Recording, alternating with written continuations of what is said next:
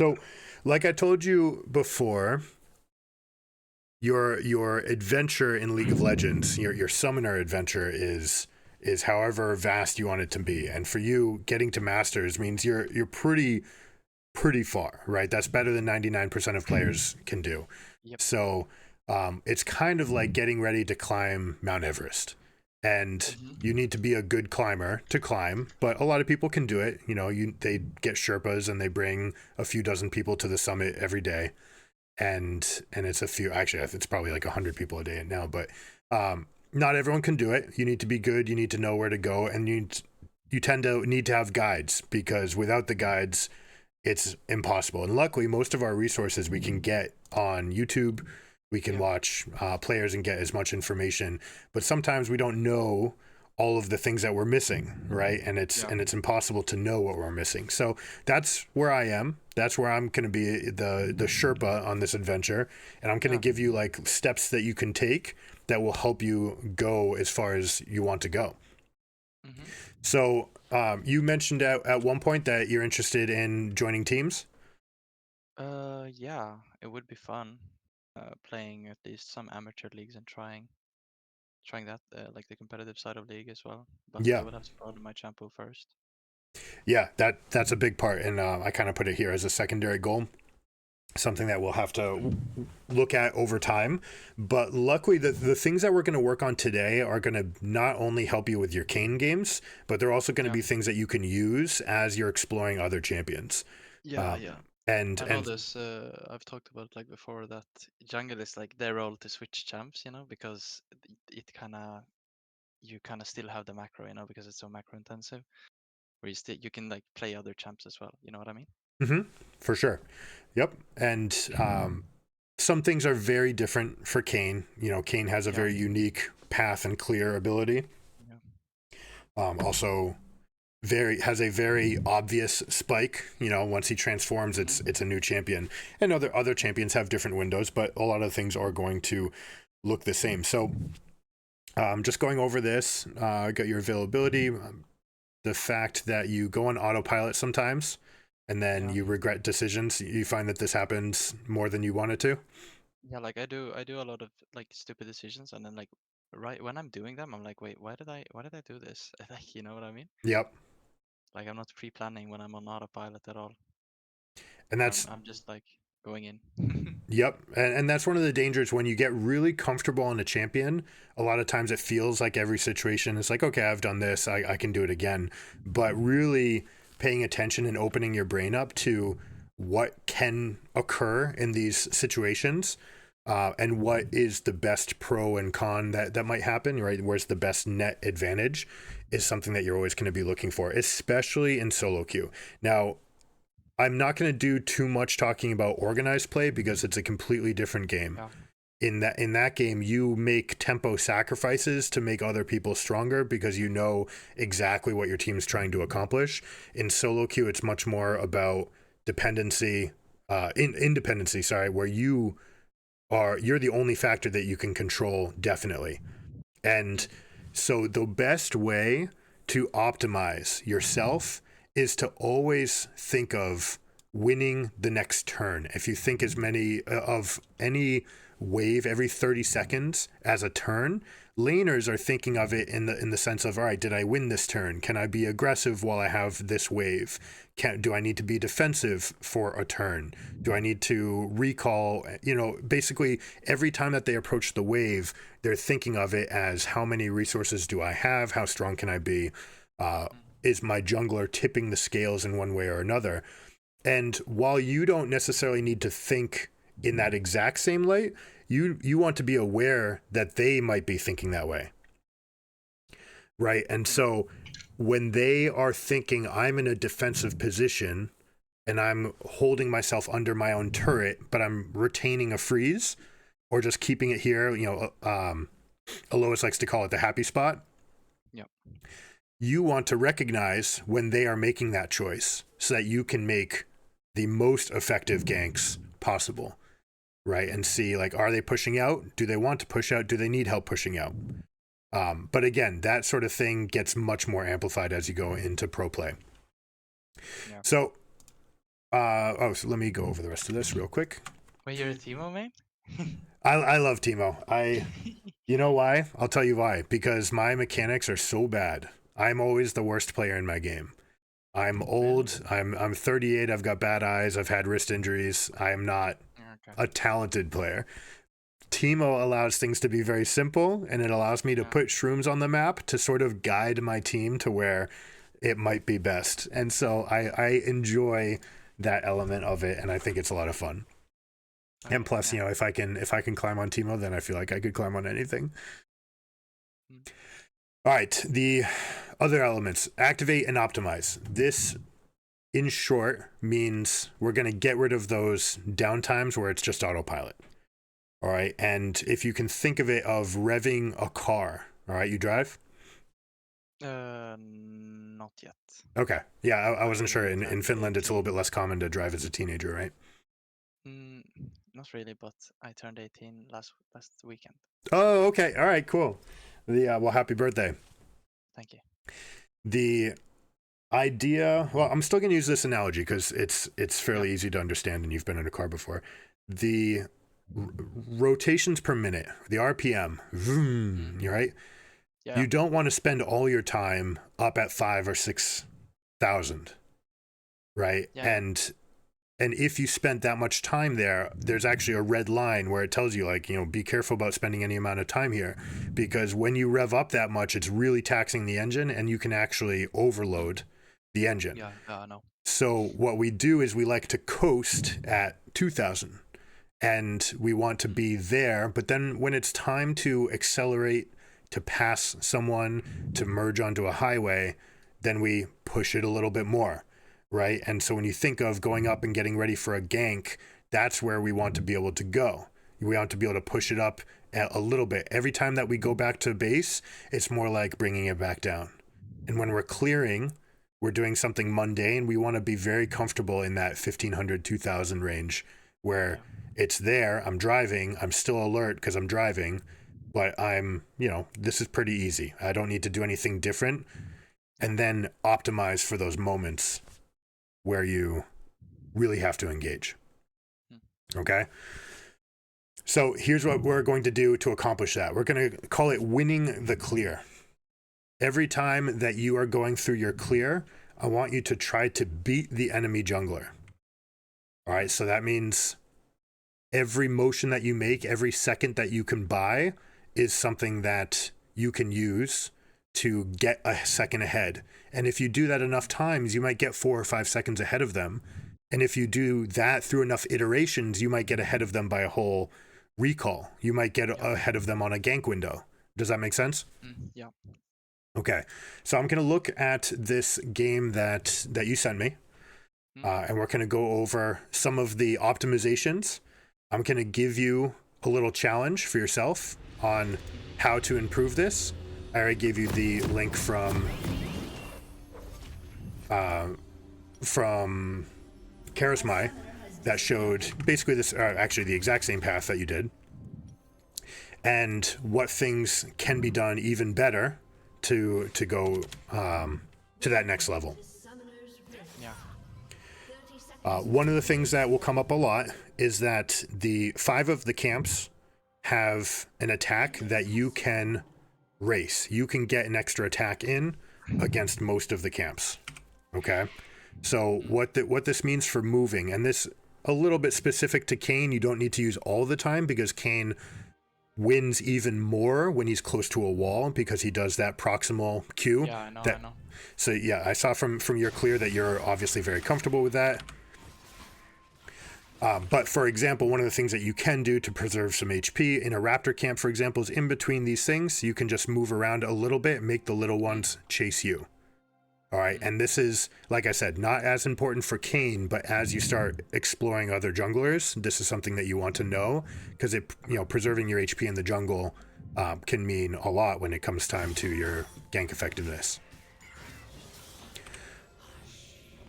I love that you take this E path here. All right, this is a fantastic one. You get your autos in before your Qs. These are all good. All these things are good. So your attack speed. The window is, I believe, 0.7 for absolutely perfect. where you can go 2-to-1 on every attack on 5 of the camps. What that means is attack, it attacks you, you attack again, and then you move, and then it chases you. Okay? Because every jungle camp, every monster has a specific attack timer, and unlike champions, they don't cancel.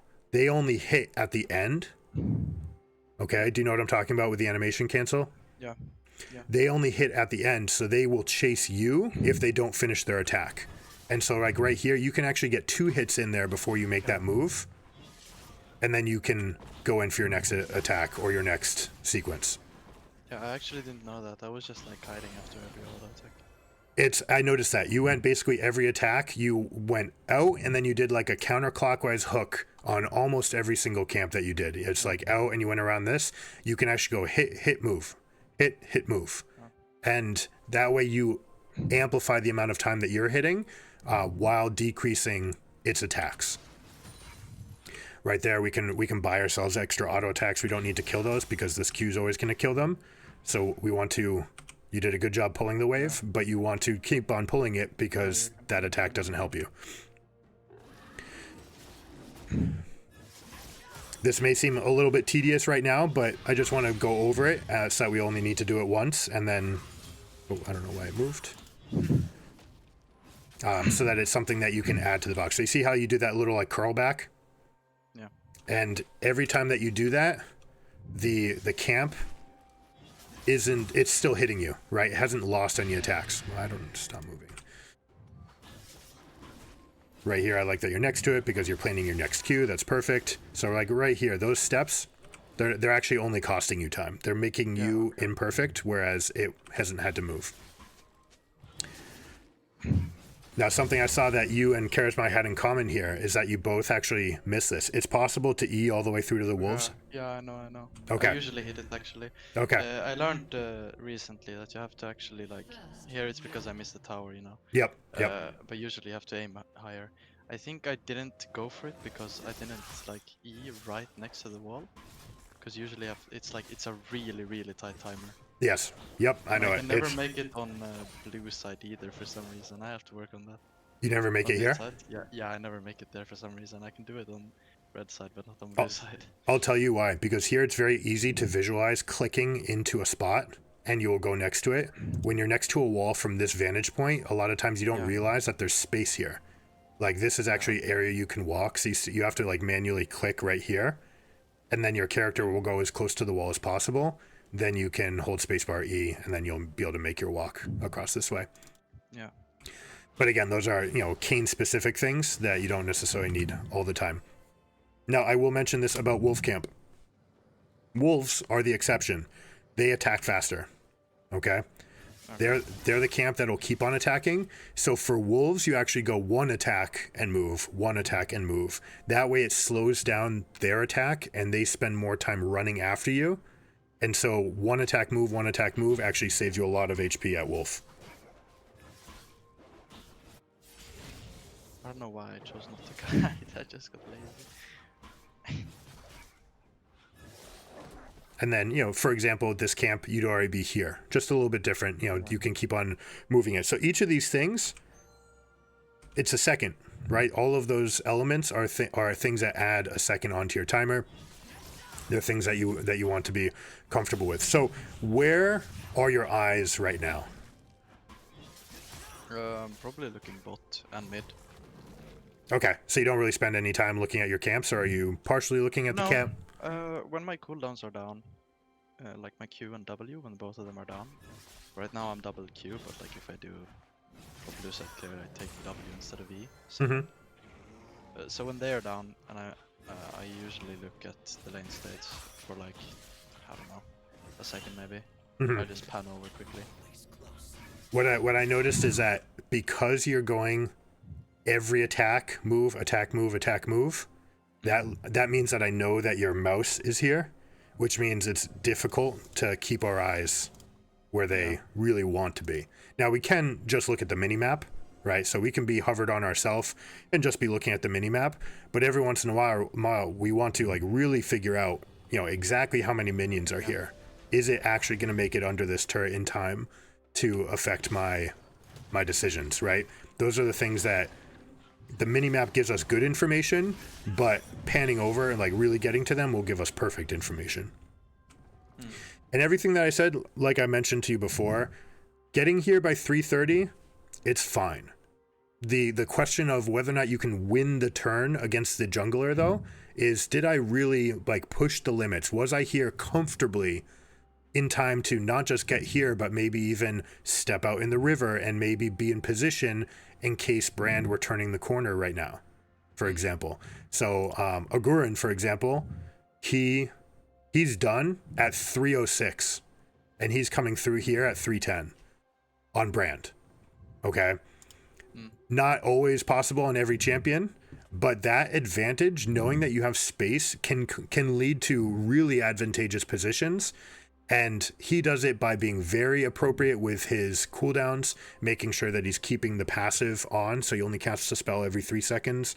So he's doing it. So different champions will have different mechanics for doing it. But this guy, compared to the best Brand player, he's already 25 seconds behind. Yeah. And that's a lot, right? Like, where it's always relative to what could be done. Are you familiar with Tarzan? Yeah. The American Tarzan, not the Korean one. No, I know. Okay.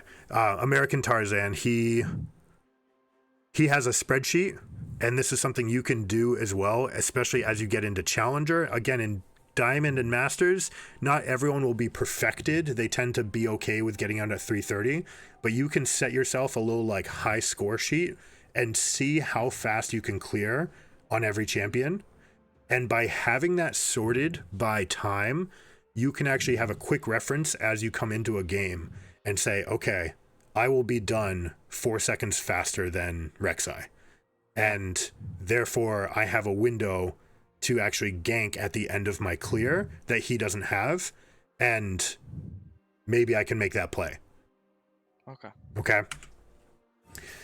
Okay, keep on going with these things. So all of that, this is something that I'm going to give you back. It's worth watching again to just get an idea of all the camps, right? Have them all. I'm sure you're getting most of it right now. This is a big step. All right, 3:30. What is the objective at this moment? We'll call this dead time because no camps are up. Yeah, I know. I'm just looking. Like, I want to like so I see nobody's bot. My first thought is, okay, Brand, and also I didn't see Brand on bot scuttle at all, and I didn't see him in the area. So my thought is, okay, maybe Brand did clear upwards. I'm not sure if he got bleached this game, but so my idea is he might be upwards, and then the only like logical thing he can do at this moment is be looking at mid since Doriana is so pushed up. This is you have 2 chances to figure this out early in the game. One is just checking laners who shows up on time. And second is this ward. Now you placed a fairly defensive one. This is good for measuring against engages, invades, but we can do better. If you're going to drop this ward, or if you have a top laner, you can ask them to try to ward here by pinging. Getting an eye on one of their buffs, it can be early because this will last long enough to see the first camp plus 1 camp based on the timer that you dropped it, right? You dropped it right away. When you drop it right away, it'll see the first 2 camps, or I should say the first 20 seconds.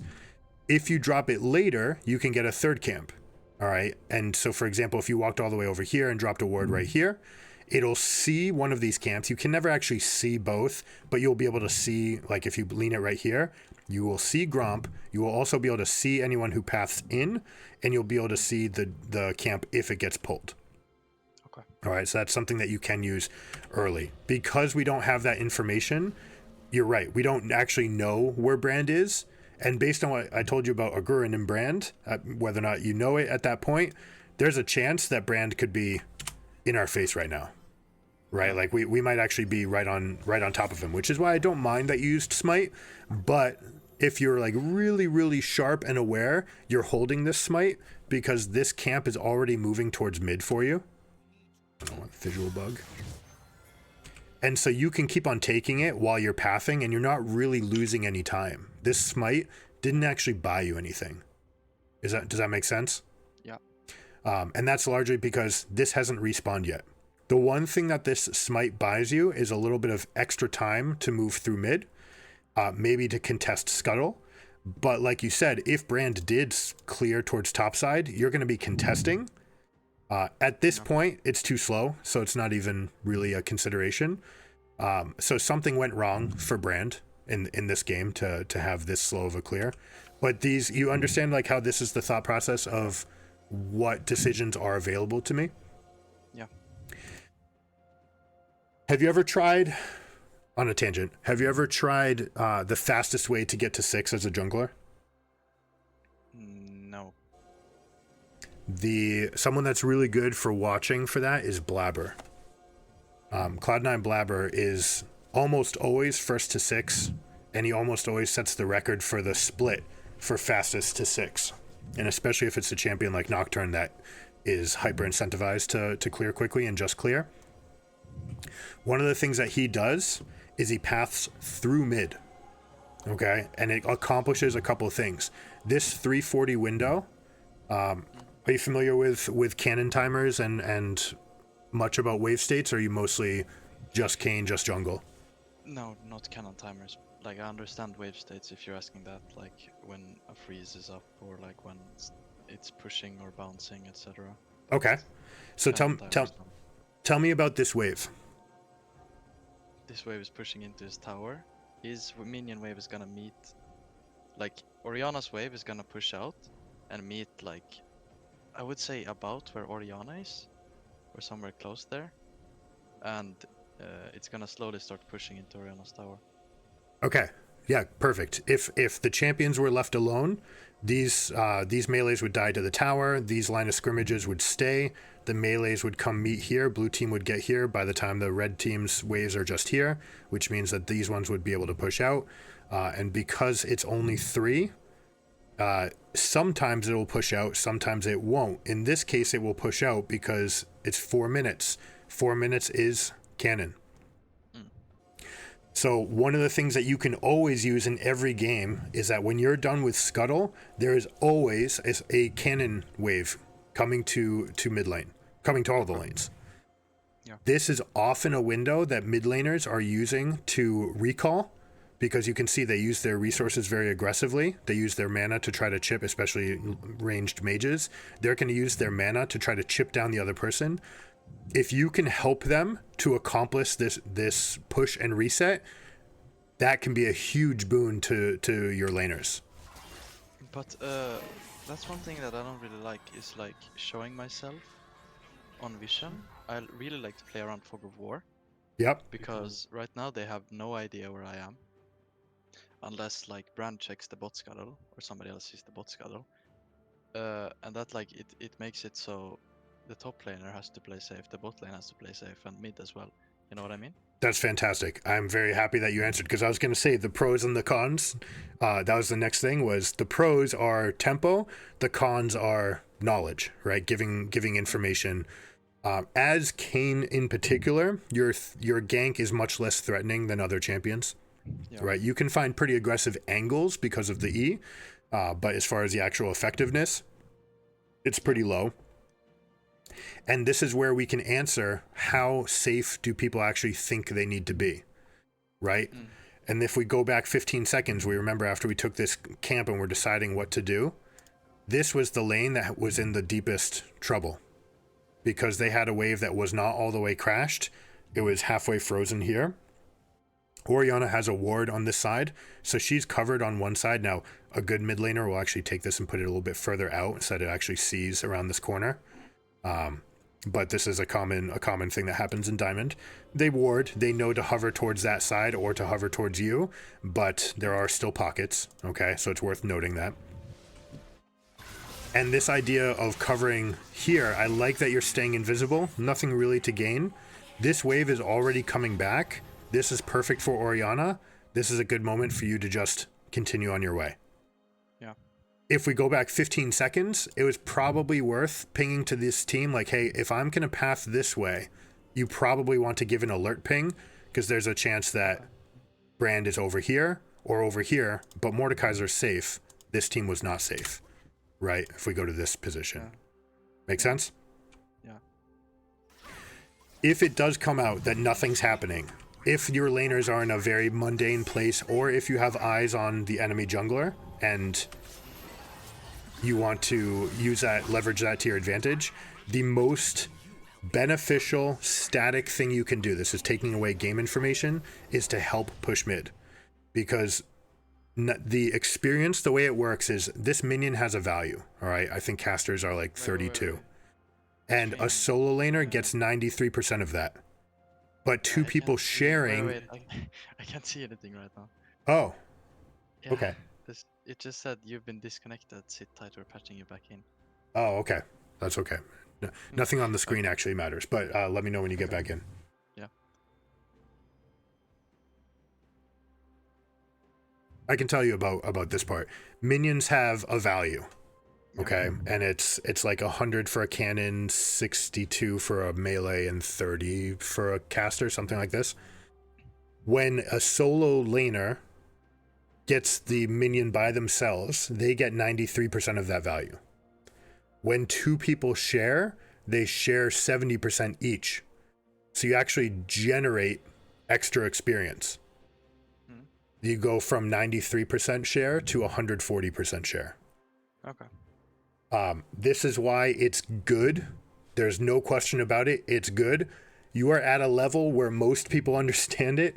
Hopefully, as you grow, you'll get 100% people that understand it. In lower ELOs, it's hell. You can't ever push mid for them because they will spam ping and they'll tilt off the face of the earth that you took away their resources.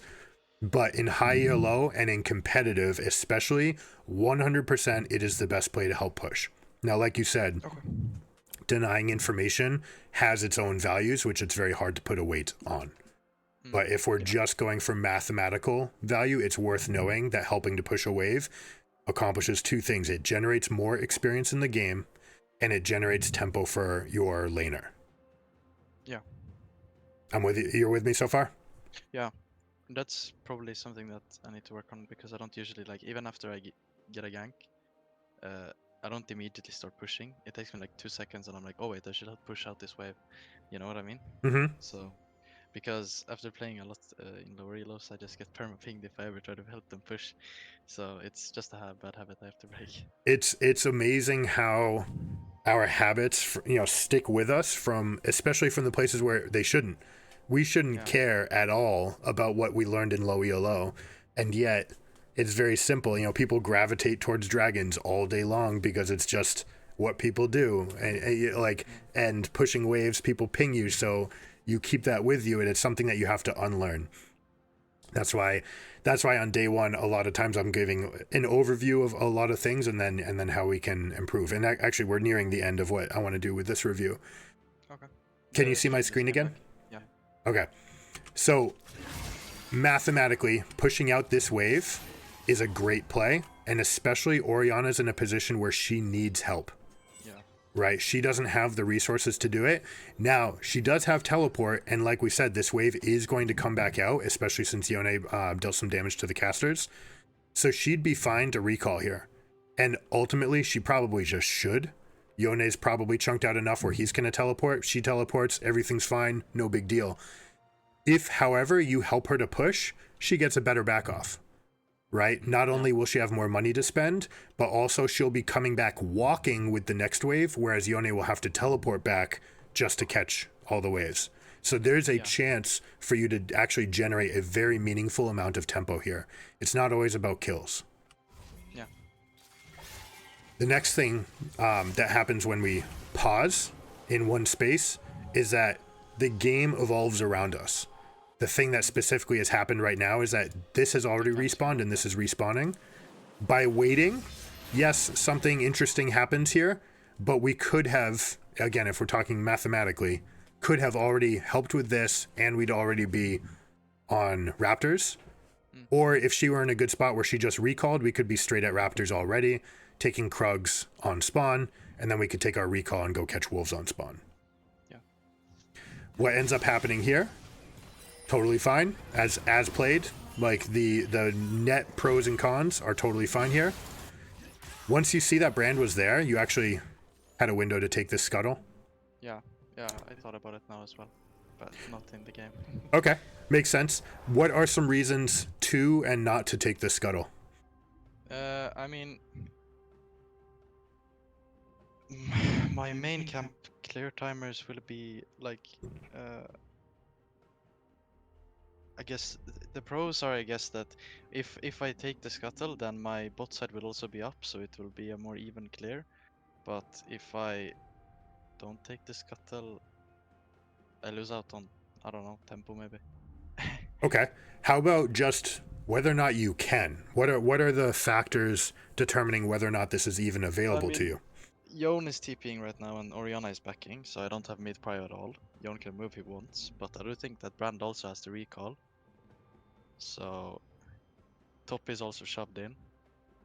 I mean, I think it's a pretty safe play. Yeah. The only like outlying factor is Yon, but like I said, I think Brand has to back after because he got chunked so much. So Yep, you're spot on. Brand has to recall, although he is recalled slightly faster than you. He might get to this for the end if you don't have Smite available. It is first scuttle spawn, so it's not a big deal. But like you said, you found the big outlying factor. The big thing against you is Yone being back in lane first. One of the things working for you about Yone is that he's feeling some pressure to get these minions and to push them in. So you can without knowing what happens next, I can tell you in the next 10 seconds, Yone will come here, crash this wave in, let the wave go all the way in, and then he has two options, either try to deal some chip damage to the turret or walk out and go get a ward for himself. Okay? So we just know this about mid laners. This is always going to be their role. They're going to be like, oh shoot, I need to help to get this in. I don't want it to get frozen. I don't want it to get stuck here. I want this to go in so that I have a tempo versus Oriana. So they do that. He decides to opt into moving. That's how long your window was. Like you said, if you take Scuttle, then your camp respawns would be a little bit cleaner.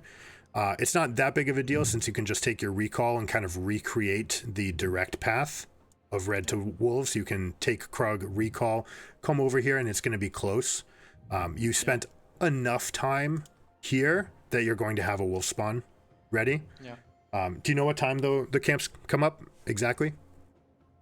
No, but I know it's like a 90-second timer in between or something like that. Yeah, it's 2:15. It's 2:15.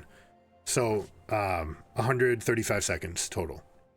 Oh, is it? There were some patches where it was 2:30. There were some patches where it was 2, and it's been 2:15 for the past 2 years. Okay. They largely tend not to change that except in preseasons. So keep an eye out.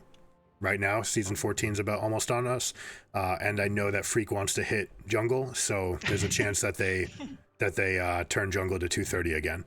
Although that changes things a little bit. It makes farming junglers a little bit worse, and it makes ganking junglers a little bit better. But it's worth keeping track of. One of the reasons Agurin has been climbing as much as he has is because of this low camp spawn timer. It allows him to play this safe farm. There's always a resource in a quadrant. I can always go collect 300 gold by just clearing my quadrant and getting the 300 golden experience. Yeah. This is the end of the segment. Right here, you finished the second camp.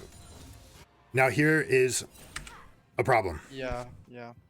I need to back. I'm sitting on too much gold. Precisely. And I also don't see Yon either on the map. And Brand is also back on the map with gold.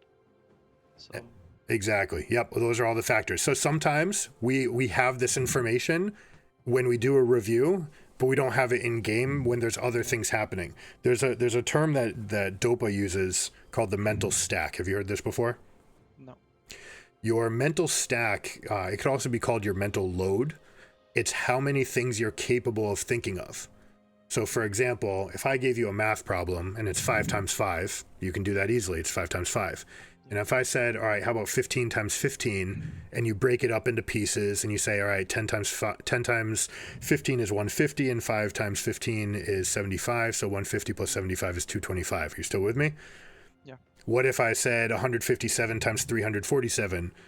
You're capable of doing that. And if you wrote it down and slowed it down, you'd be able to do it. But now we start getting into, all right, there's a lot of terms I have to remember. I can break it down, but if I'm going to keep track of all of them, it starts getting hard. Yeah. That's what the mental stack is in League of Legends. What can I do? What elements are there? What are the mechanically intensive things I have to do? What information did I have about summoner spells? And being able to decipher which ones matter are huge. And again, one of the things, the differences between solo and pro play. In pro play, there's a famous call by Uzi. They punished, I want to say it was Ruler, where he's like, there's 8 seconds left on his QSS, go, go, go, go, go.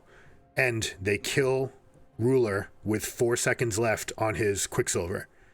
And that's something that mattered tremendously at that end game stage where it's like, wait, we can teleport behind this guy and get him because he's missing that one tool.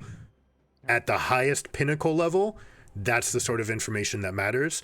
Here, you want to break it down into more meaningful chunks, the bigger chunks. You already addressed one. You don't have tempo mid, and you know that Brand is back on the map.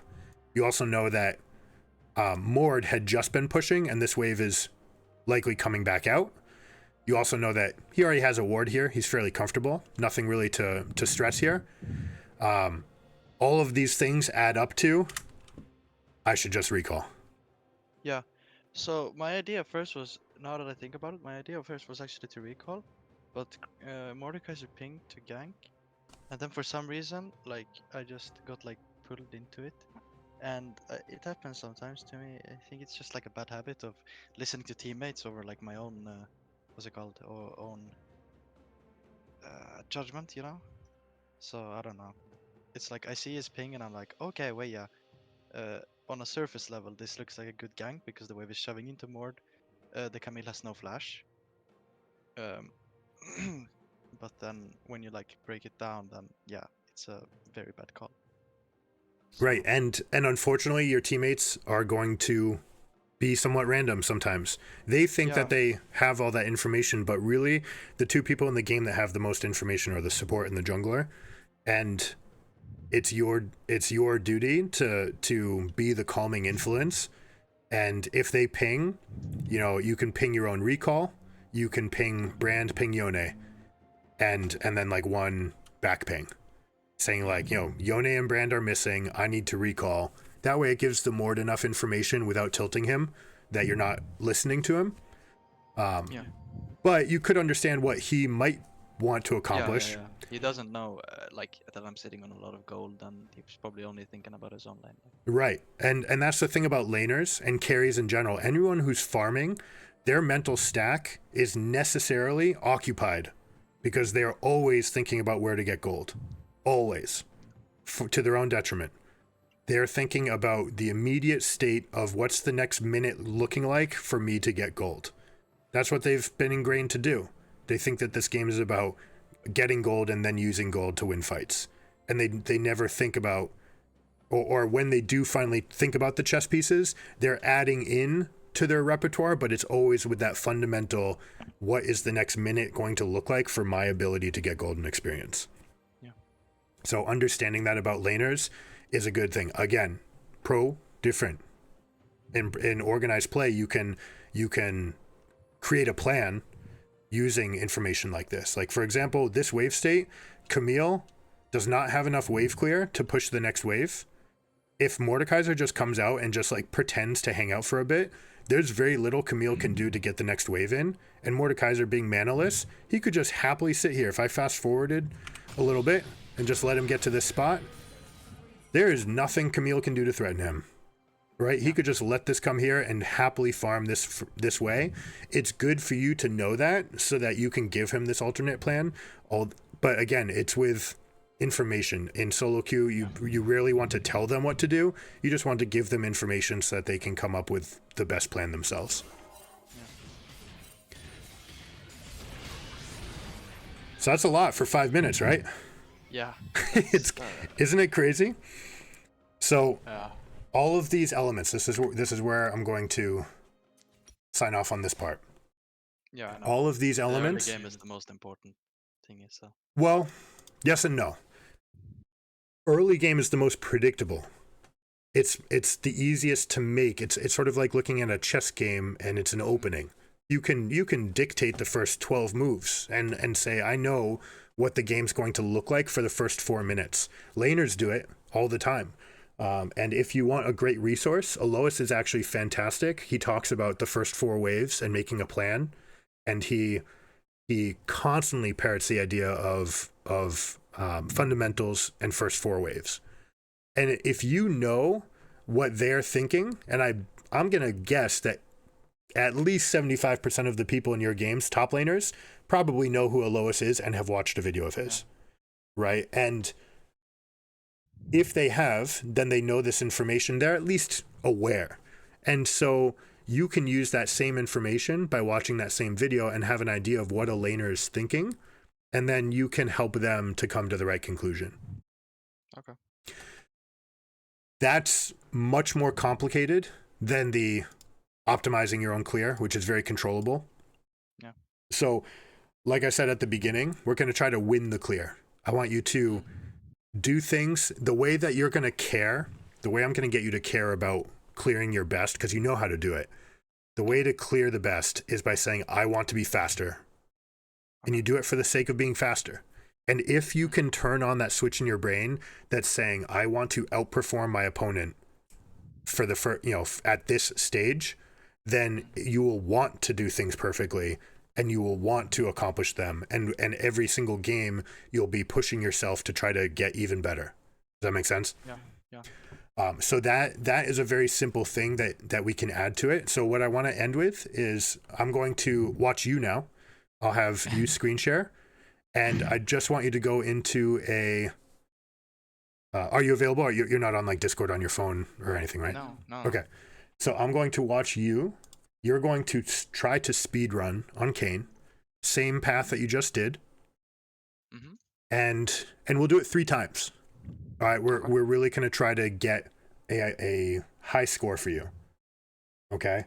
And this high score we're going to use for your benchmark. Wait, what the? Oh wait, it's bugged. Okay, whatever. Okay. I gotta be the fastest Kayn in the game with clearing. Oh, I'm looking forward to it. Okay. 2 auto attacks on every camp except wolves. That will be an element that you can improve on other iterations. That can help you a little bit right now. Right now, Okay. just focus on sheer performance.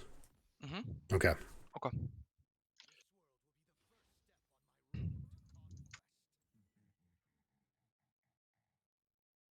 Um. Wait, how do I teleport? Shift S. Fast forward Just do it once. twice. No, just once. Oh, you can do it twice now. Yeah, you were quick enough.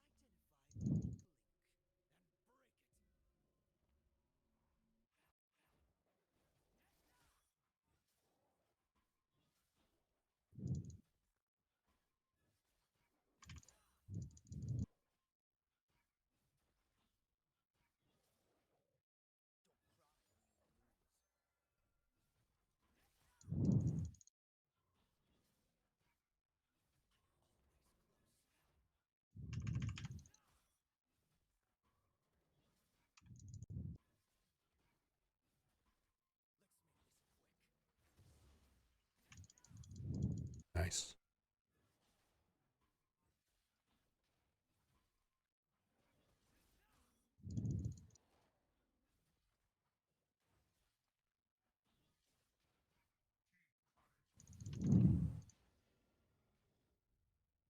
Okay.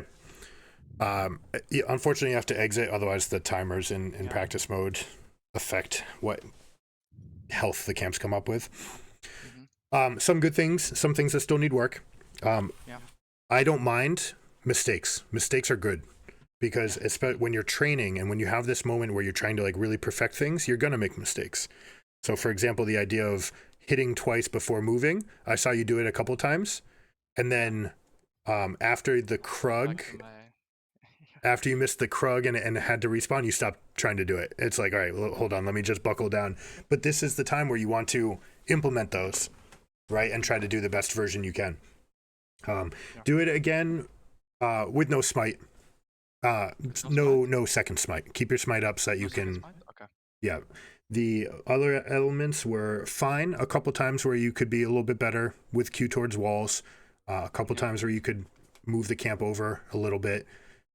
You obviously had that one overestimation on the Q at Krugs, but you made it across the mid lane with your E, which is good. So some things were better than the game you showed me. Some things were steps in the right direction, and that's sort of what the learning process is, right? Where you just keep on saying, all right, let me see what I can add. Let me see what I can do.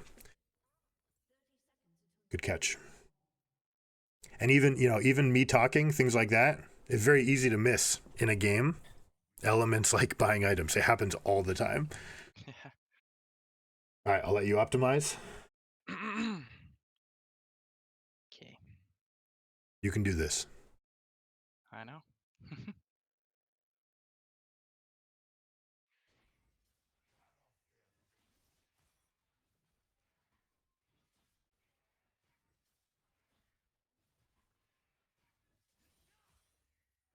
Better. Oh yeah, I did it faster now because. Oh yeah.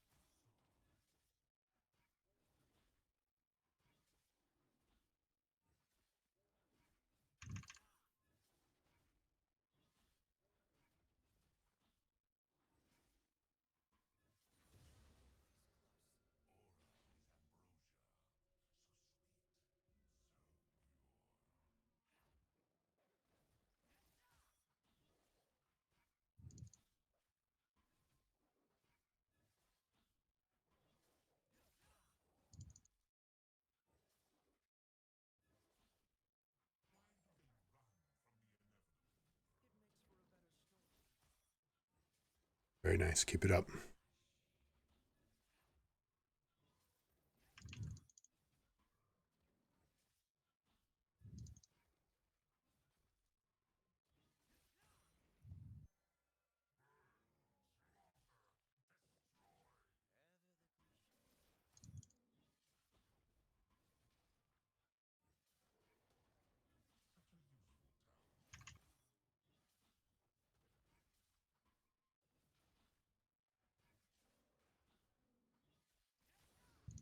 Okay.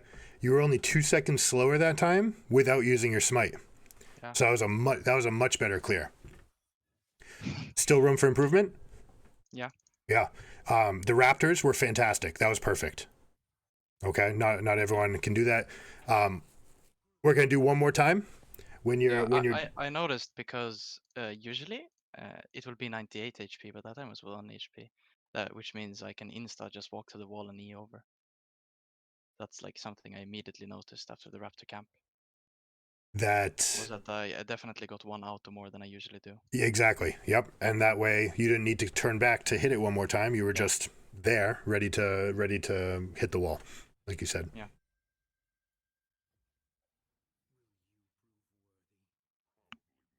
This will be our last run. Mm-hmm.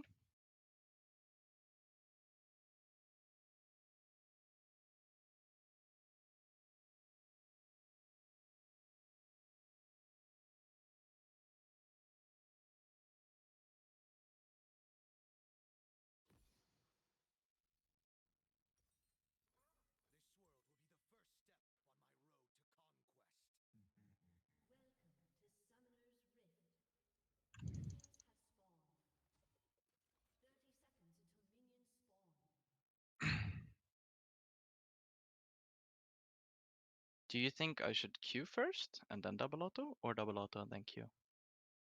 You want the minions to be bundled together so you don't need to use any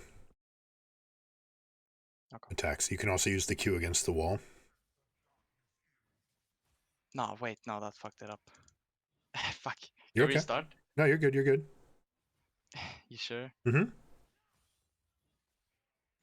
That messed it up a little bit.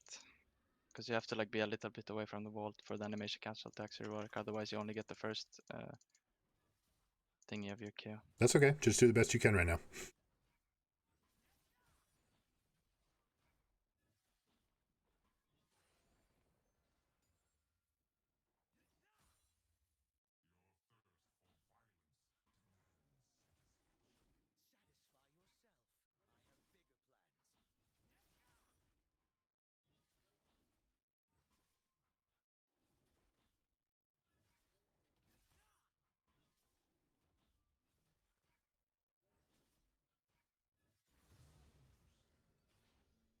Oh, why does that happen?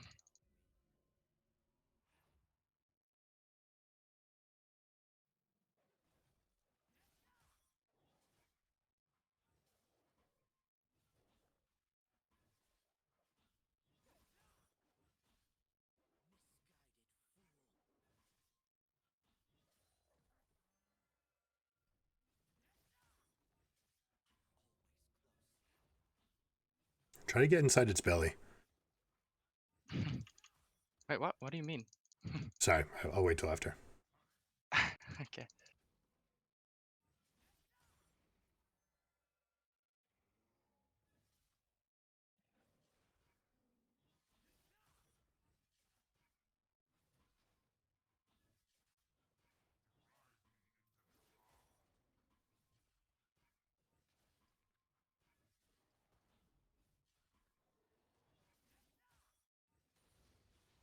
Yeah, a bit slower Mm-hmm. because of the raptor thingy, and then I don't know where that bug happens. You saw the one at here, like where you saw me press here, and then Yeah. I just walked back. So I'm not sure. the two things, the way that I would describe that happening, when you're clicking so much that you're giving the game an opportunity to be like, oh, I want a path over here, and it might forget for a moment that to get there, you're Kane and you can just walk straight, and it might think that it can go around. That's my guess at what's happening. What you don't need to do is click as much as you do. Yeah. If you just go E and click at wolves, and you'll run, or click at the turret and then go straight to wolves, you can save yourself a lot of energy, and then you can use that time to be looking at other camps. Now, right now, I don't care that you're not looking at camps because I was limit testing you. I was seeing how quickly you could clear. Both times faster than what you did in the game, by the way. Yeah. So it's worth noting that just focusing a little bit on it and wanting to do better was actually a big difference. And you were able to clear at 3:25:26 when you did it, and there was still room for another 2 seconds because of the Krugs having to turn back. So there's still elements that you can go. This sort of thing, it's a good exercise to be a warm-up for your day. It gets you caring, it gets you activated, and it reminds you to try to win at that phase of the game as you go in, and you take those elements and then you go through. And right now, we basically only touched early game stuff, and yet there was so much, right? So it's when you go into a game, your checklist, and I'll write this down on the notes. I want you to have a plan for the first 4 minutes. I want you to try to win the first 4 minutes. Okay. All right. And just getting in that mindset of, I want to clear faster. I want to do it better than them. And I already know what I want to do. I'm not just, I don't just get to scuttle and then figure it out.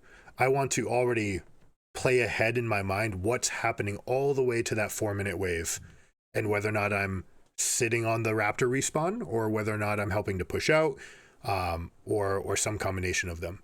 Does that make sense? Yeah. I will jot that all down. The last thing I will leave with you, if you watch Worlds, Yeah, sometimes. did you notice how much the junglers prioritized raptors at Worlds? Yeah, they constantly go for each other's raptors. Constantly. And the purpose, there's twofold, and really every path that they took was either an optimization for their own clear for raptors, or one that would beat the enemy person if they started raptors, or a third one mixed in, which was, I'm going to do something unpredictable so that they waste time coming to my raptors and I can go find windows from 4 to 5 minutes while they're busy trying to invade me. Yeah. Right. And you can actually learn a lot. I did a review of almost every game at Worlds, and that was a huge thing, was what is it going to do? Not only is it about the camp and the respawn, but it's its proximity to mid, and specifically that it's respawning right around the time that the cannon wave is showing, depending whether or not you did it second or first or fourth. Being close to mid means you can help on that all important cannon wave. That's the other thing. When you're there, if you're Sejuani on blue team versus your Kane, if I'm already clearing bot to top, I take Scuttle and I'm there for your top Raptors respawning, right, at 352, I want to say, based on where you finished it. I'm not positive. Maybe 7. I think, yeah, 352. If I'm there, not only have I taken your Raptors right on spawn, but I'm also ahead of you to gank mid. Or I have a window to gank mid. And ganking it doesn't need to be a kill. It can just be help to push out. My Yone gains tempo off against your Orianna. Okay? Yeah. Hopefully you enjoyed this. I know there was it was really helpful. A lot of information, and like I said, this adventure, there's a lot of mini quests right now. The quest is to comfortably get under 330 for your clear, where you don't need to think about it. It's so ingrained, and you activate at such a 2000 RPM mode that you don't feel like you have to spam click, or you don't feel like, no, every button press matters, but you know exactly the ones to do, and then you can start picking up information as you go from camp to camp rather than just clicking your way there. Yeah. Okay? All right, man, good stuff. I know we didn't get much into gameplay, but this was a good overview of everything, and I bet you're probably pretty jacked up to play right now. Yeah. But yeah. Yeah, I would say do one more clear just so you can get yourself into game ready thoughts, where you just do it and make it happen for yourself, and then that way you'll be able to separate your time. Also, we spent over an hour and a half here, so take a moment to take a breath, get a snack, or do whatever, and then get your games in. Okay. All right, good luck, man. I will update the notes and I'll send you the recording as soon as I can.